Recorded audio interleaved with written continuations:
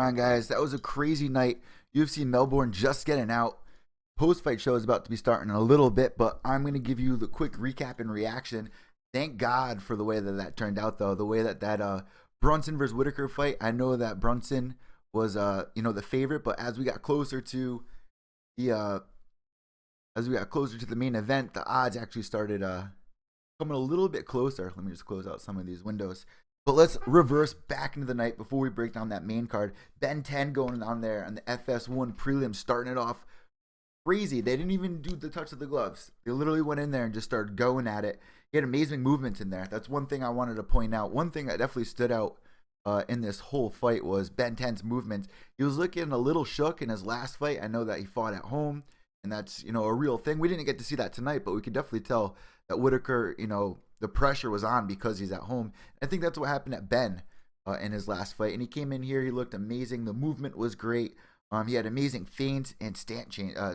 Kept changing his stance. I thought that was amazing. We didn't see that much in his last fight. And he kept going for that cheekbone with that jab.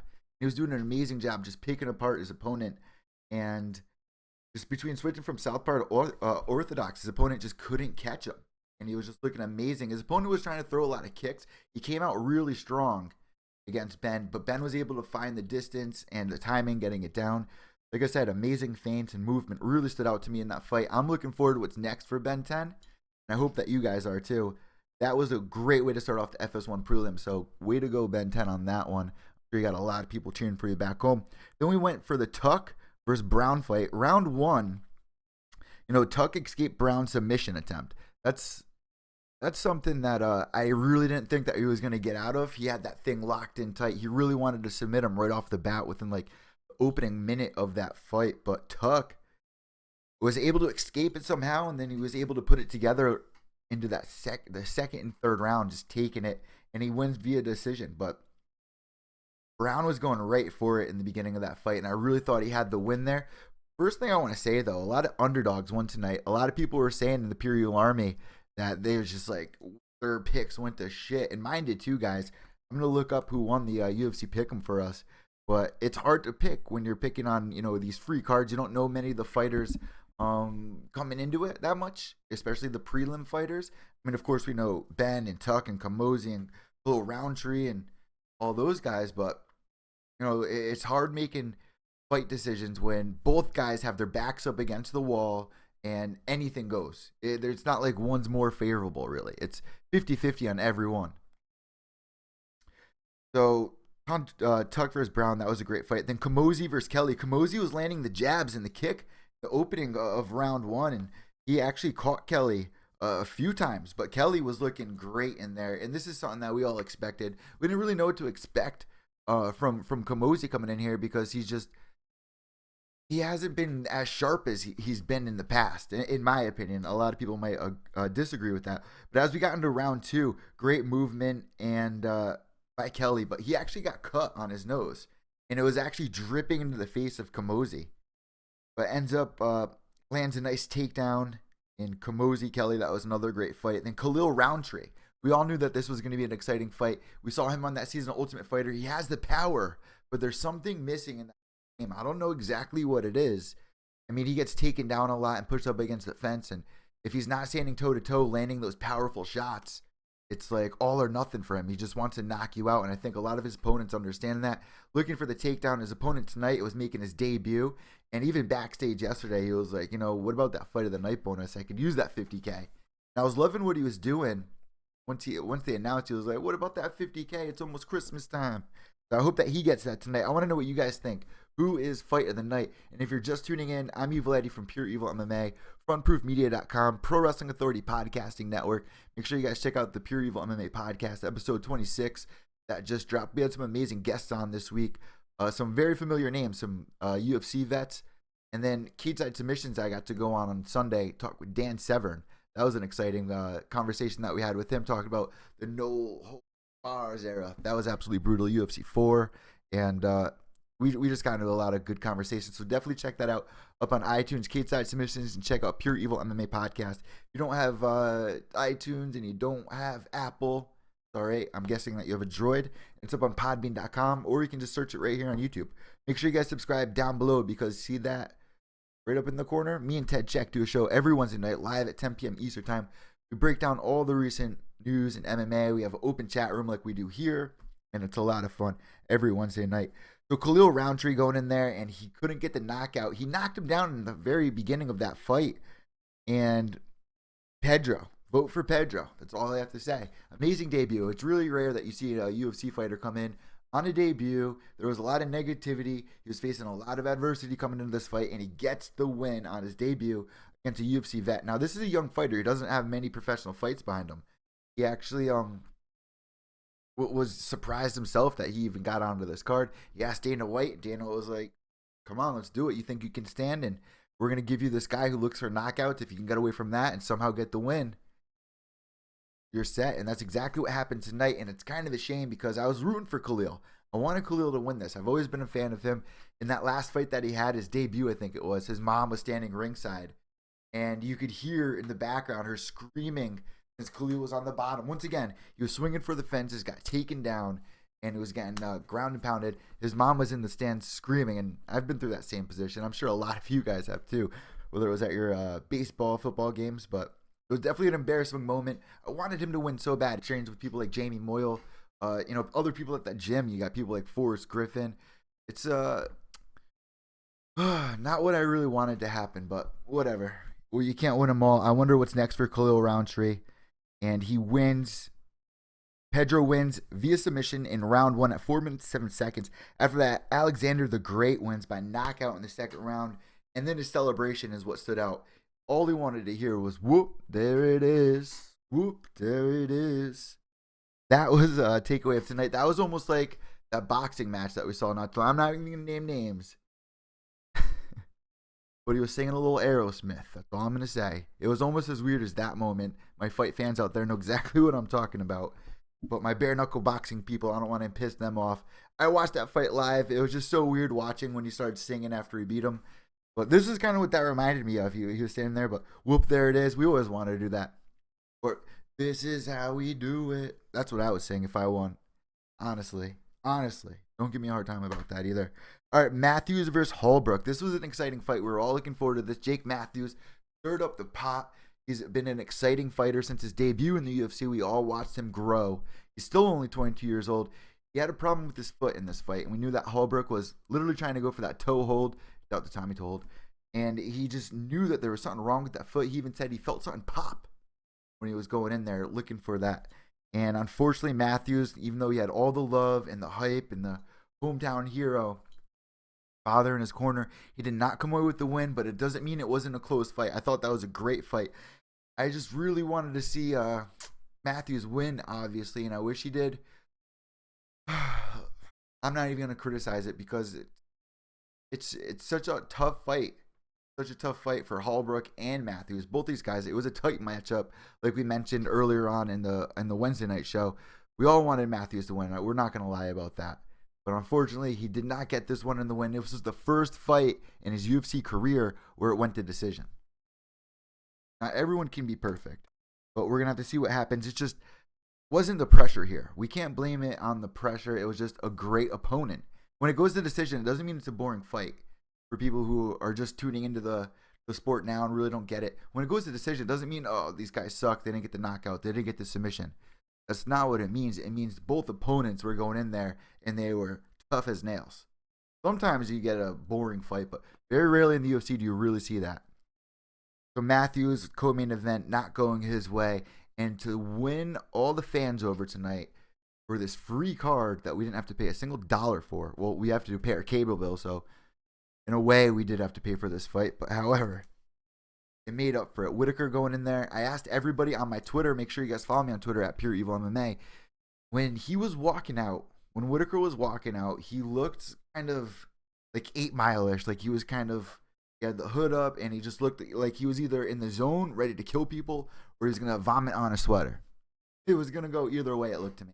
I asked everyone on there, on Twitter, and you guys went 50-50. No one can tell. And you can usually tell a lot by how a fighter's reacting when they're going through the walkout. I said this in the Conor McGregor fight against Nate Diaz. There was just something different in that first fight about his walkout compared to all the rest. I don't know what exactly it was. It's conversation for another show. But I didn't know if I felt it there. And once he stepped inside the octagon and that cage door closed, you could tell the beast started coming out. Once Bruce Buffer was announced his name, he started pounding himself on the chest, waking himself up. The demon came alive, and we saw it going in there. Brunson was looking a little sloppy, kind of chasing him around the octagon, looking for that knockout, getting overexcited. I don't know if it was because he was going for that takedown, and he couldn't land it. Remember, like we said in the podcast, guys, Whittaker's got amazing takedown defense, and he throws punches in bunches. He has a high velocity output, but Brunson's got the power. He's got the reach, and Whittaker was landing a nice straight jab up to the face and even landed a nice kick, cutting open the eye. His eye was totally swelled up. Brunson's eye was swelled up. And he was just running around the cage trying to land it on Whittaker up until the point he even had Whittaker up against the cage. When we usually see him finish guys when they're up against the cage. When he gets them cornered in there, he starts laying it in. Whittaker was even covering it up. And he just tired himself out, was getting overexcited. Tries going for the takedown. Whittaker defends it. Brunson got a little aggravated from that. I don't know if he just got excited about it or he was just, getting antsy and overwhelmed in a way. He needed to take a deep breath because if he just took a second, didn't chase him, I thought he would have done a better job. He was going in there and being really sloppy, just not caring, just looking for that knockout. And Whittaker was like, oh shit. But he was doing a great job feinting, mixing it up, throwing the kicks, was able to get the respect from him. He backed off for a second, but Whittaker just went right into it and landed it for the knockout. It almost seemed like there was a headbutt there for a second right before he landed that one that took him out, but it was just a sloppy performance for Brunson. And I even said it on Twitter right before they were walking out as well. Brunson, of course, is the favorite in this fight because you look back at his last couple of opponents, you say that he has better opponents than Whittaker has had. Even though Whittaker is on the rise and he's been getting better and better each fight, he's got that knockout power. He's a young kid. You don't see many young kids in that division. And Brunson just putting it together lately. We saw that last fight with him against Uriah Hall where he had that ground and pound on him. Some people will argue that none of those shots landed, but bullshit, those shots landed. And tonight, he just couldn't put it together. I don't know if he was excited that he needed this one win to get that title shot. I don't know what it was, but if you ask me, people are saying, well, does this make sure Whittaker is now next for the belt or the title shot? No. I think that he does have to win one more fight before he can take claim and say, I'm the number one contender. Let's not forget, these guys are not top 5 yet. I don't know if this will seal Whittaker as top 5. That's a very tough division you're talking about. Let me know what you guys think on Twitter. Make sure you follow me. Down below, subscribe. We do shows every Wednesday night, like I just mentioned. Shows on Apple iTunes. Shout out to the Pure Evil Army. We have some winners that we're going to be announcing. And like I said, this was a weird card because we all didn't do great on this. There were so many underdogs here. So many people that we really didn't expect winning. A lot of debut fighters winning. Shout out to Pedro. Vote for Pedro.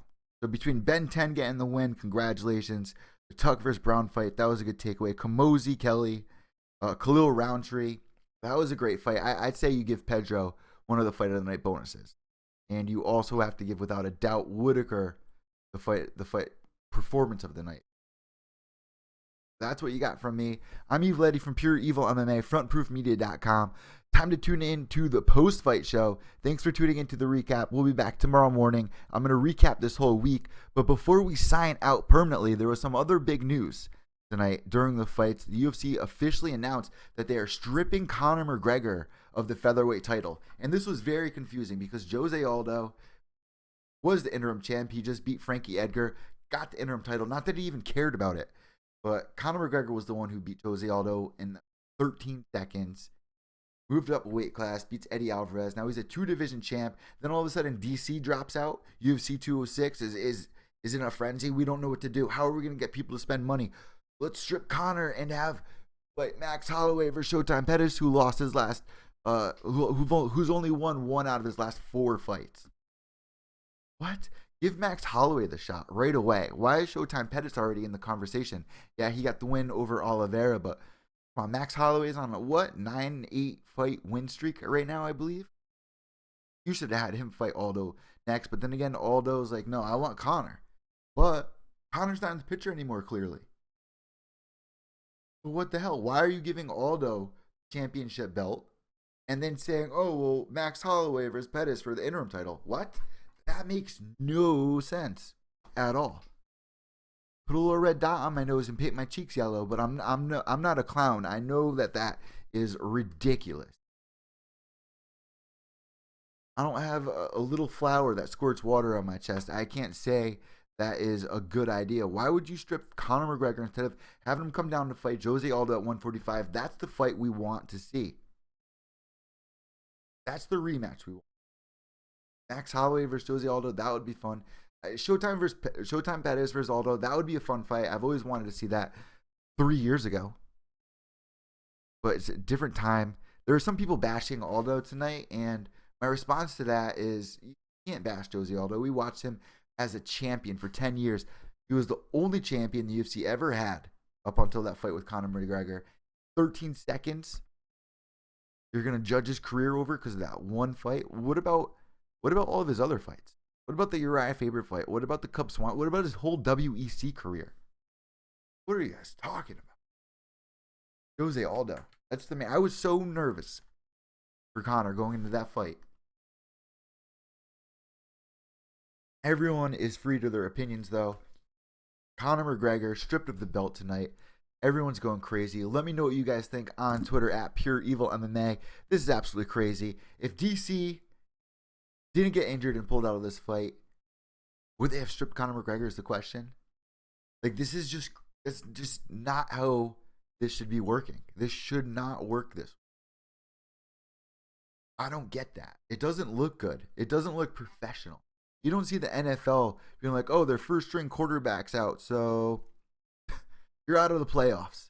We're stripping you of the championship fight, the championship game. What? What are you talking about? What are you talking about? What's next for Conor McGregor? Does that mean that he's staying at lightweight? Is he going to be fighting Khabib or Tony? Is he going to be taking some time off? He doesn't want to stress D. Devlin out. What's going on with Conor? What's going on with this featherweight division? Who do you guys got? Showtime Pettis for Max Holloway. Let me know on Twitter at evil_echo at PureEvilMMA. I'm Evil Eddie. Hope you guys had a great night. It was a weird night, but it all ended perfectly. Have a great one.